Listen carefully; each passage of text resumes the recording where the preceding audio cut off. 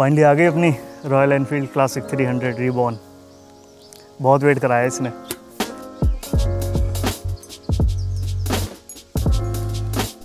तो ये जो है यह है मेरी फर्स्ट बाइक जो कि मैंने अपनी जमा पूंजी से ली है।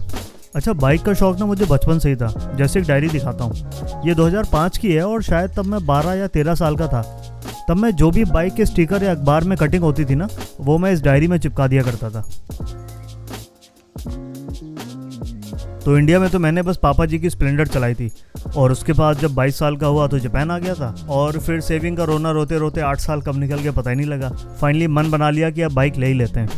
तो पहले बाइक के लाइसेंस में टाइम लगा, उसके बाद फिर जब बाइक खरीदने की बात आई तो उसमें बतेरे कलेश हुए, लेकिन एंड में अपनी इंडिया की रॉयल एनफील्ड पर नज़र टिक गई। तो शुरू में अंकल ने 2 हफ्ते बोला था, फिर 2 हफ्ते का 1 महीना हुआ और फाइनली हमारी बाइक डिलीवरी की डेट आ गई।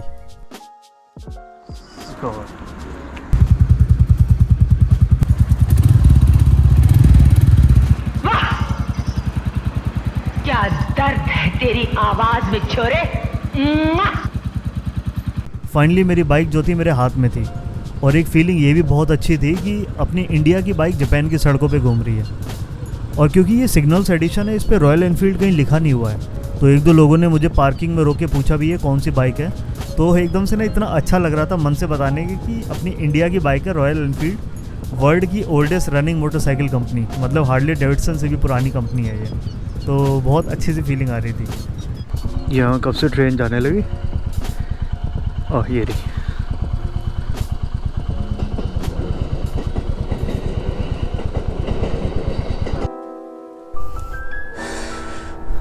तो अभी जा रहे हैं हम पवन के यहाँ। अब आएगी आवाज़।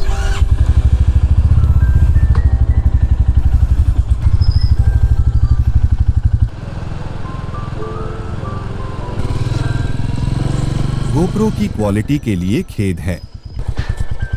भारी बहुत है, होंडा से बहुत भारी है।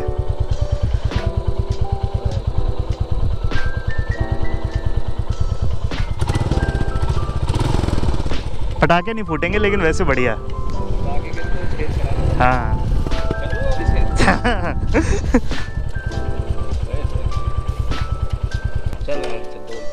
हेलमेट निकाल। कहाँ जाएगा? चल। लंच करने के बाद हम गए अमित के घर। तेरी हाइट छोटी है तो पैर पहुंच रहे हैं।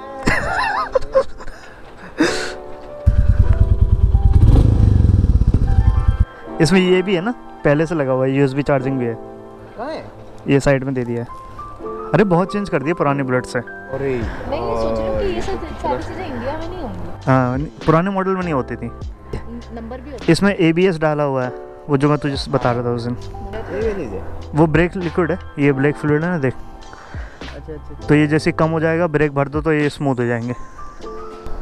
सॉलिड लग रही है ना। इसीलिए होंडा जब ली तो मेरे को समझ नहीं आई। चलें? ओके।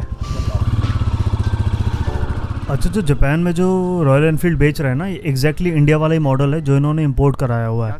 तो कोई भी चेंज नहीं है, बस इन्होंने साड़ी गार्ड साइड से हटा रखा है, बाकी पूरा बाइक्स डिट्टो है। तो जापान में पार्किंग को लेके बहुत सख्त रूल है। अगर यहाँ पे आप इलीगल पार्किंग करते हो ना, तो आपकी बाइक तो उठेगी, आपकी लाइसेंस से पॉइंट भी कटेगा और बड़ा मोटा पैसा आपको पे करना पड़ता है, कुछ 7 या 8 हज़ार येन। तो हमेशा पार्किंग ढूंढ के ही पार्क करो।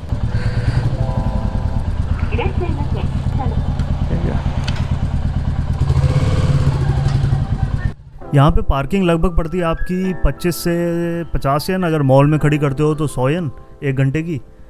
और पेट्रोल तो यहाँ और भी सस्ता है, मतलब इंडिया से भी सस्ता है। तो अगर कहीं टूर वूर मारो तो पैसे ज़्यादा खर्च होते नहीं हैं। 50 सीसी की बाइक होती है यहाँ पे। ये कार के साथ तुम चला सकते हो, लेकिन इसमें 2 सीट दे रखी है, लेकिन बंदा एक ही बैठ सकता है। 50 सीसी का इंजन है इसमें। और ये तो लेवल है 500 सीसी।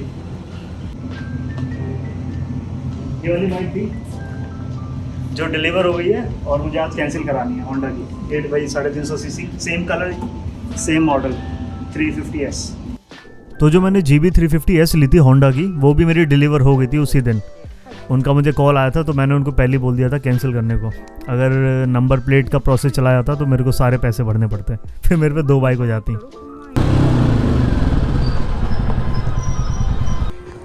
जापान में बाइकों का सामान बहुत महंगा है। मैं तो इंडिया आके ही सारा शॉपिंग करूँगा और देखता हूँ कितना भर के ले आ सकता हूँ। 13,000 का बाइक का है। इतनी तो तनख्वाह थी मेरी पहली 3D जॉब की। बाइक का कपड़ा खरीदूँ मैं इसके लिए। स्कूल के जूते बेच गया क्या कोई? वही तो देख ना, 80,000 के शूज है, 80,000 के, तेरा घर जाएगा इसमें। अगली सुबह मोटरसाइकिल के साथ पहाड़ों में। अब यहाँ से शुरू हो गई जापान की फेमस सड़कें,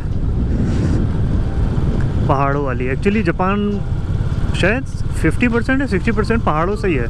80% है भाई। शहर के अलावा कहीं भी जाओ तो ऐसी रोड मिलती हैं। बार बार ना इंडिकेटर बंद करना भूल जाता हूँ। वो कार में तो क्या होता है कि हैंडल स्टीयरिंग हल्का सा मोड़ो तो बंद हो जाता है। अब इन्होंने इससे आवाज़ भी कम कर दी है तो पता नहीं लगता कहाँ से ले जा रहा है भाई ये। तो गूगल ना इसीलिए कहाँ ले जा रहा है भाई। हो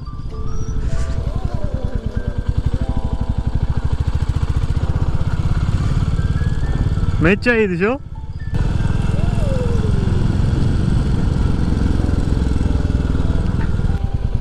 ओह नाइस। मिते ये संतरों के पेड़ हैं। All oranges.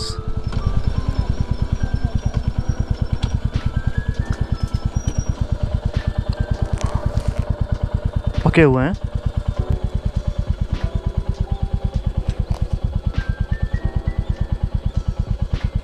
सबके सब चोर हैं साले। हाँ मेरा कहाँ है? Where is mine? Okay we can share. थोड़ा हल्के हल्के चलो, मैं नहीं चाहता पहले दिन ही पंचर हो जाए। या पहुँच तो गए भाई।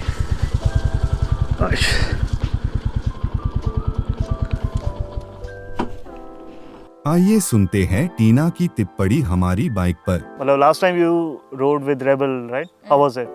The seat was really uncomfortable Yeah. and it was easy to fall. Though which was most comfortable, like Royal Enfield, Honda GB350S or Rebel?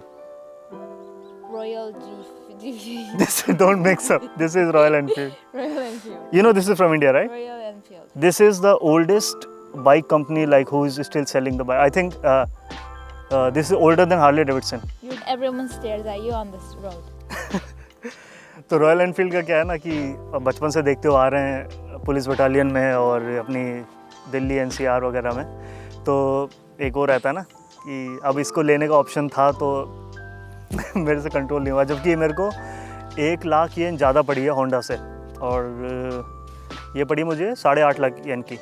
और इसका वैसा प्राइस है कुछ 6.5 लाख, लेकिन टैक्स मिला के शाकेन और सारा मिला के 8.5 लाख येन की पड़ी है। तो बाइक लेना इतना मुश्किल नहीं था। वो तो चलो पैसे हों तो कोई भी ले लेगा, लेकिन यहाँ सबसे मेन है वो तुम्हारा लाइसेंस लेना।